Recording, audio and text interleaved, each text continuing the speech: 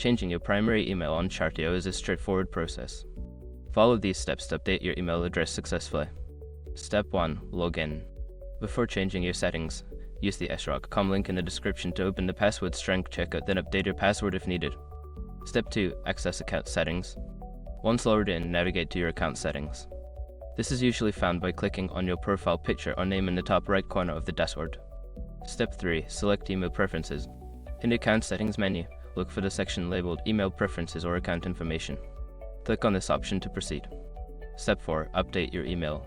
In the Email Preferences section, you will see your current primary email address.